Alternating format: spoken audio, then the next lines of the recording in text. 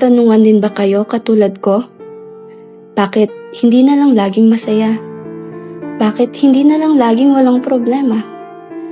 Bakit kailangan may mabago? Bakit kailangan may mawala?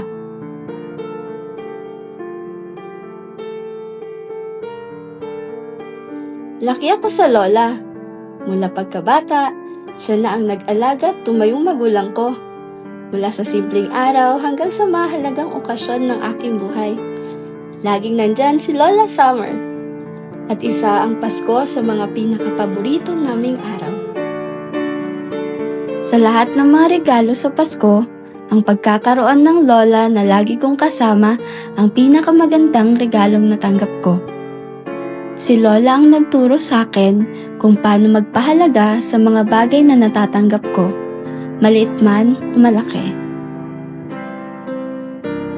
Namana ko rin siguro kay Lola ang pagiging palangiti at masiyahin.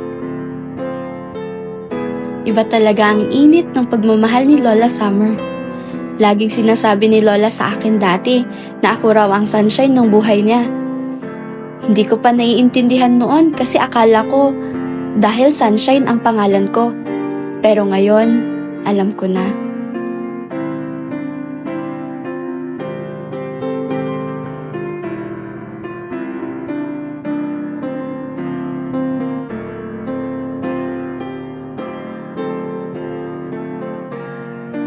Sa kabila ng masasaya at magagandang alaala, darating sa buhay natin ang mga hindi inaasahang pangyayari na susubok sa ating pagkatao.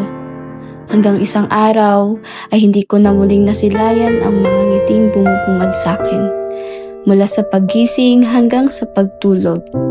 Ang mga halakhak na laging naririnig sa buong bahay ay napalitan ng kanyang mga sigaw. Kasabay ng paglaho ng kanyang mga ngiti ay ang paglaho din ng masasayang alaala niya sa akin.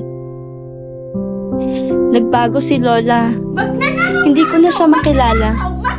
Ang dating liwanag ng aming tahanan ay tila napundi na. Ang panghi-panghi. Pagod na ako sa trabaho. Please naman. Sabihin mo sa akin. Madilim, nakakatakot, at hindi ko alam ang aking gagawin.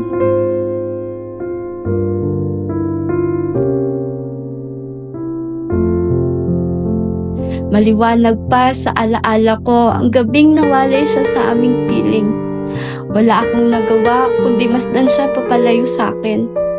Tanging luha at pag-iyak ang naging sandalan ko upang maibsan ang sakit na nararamdaman ko sa kanyang biglang pag-alis. Nagbago na ang lahat nang mawala siya. Wala na siya. Wala na siyang maalala. Ito pala ang sinasabi ni Lola.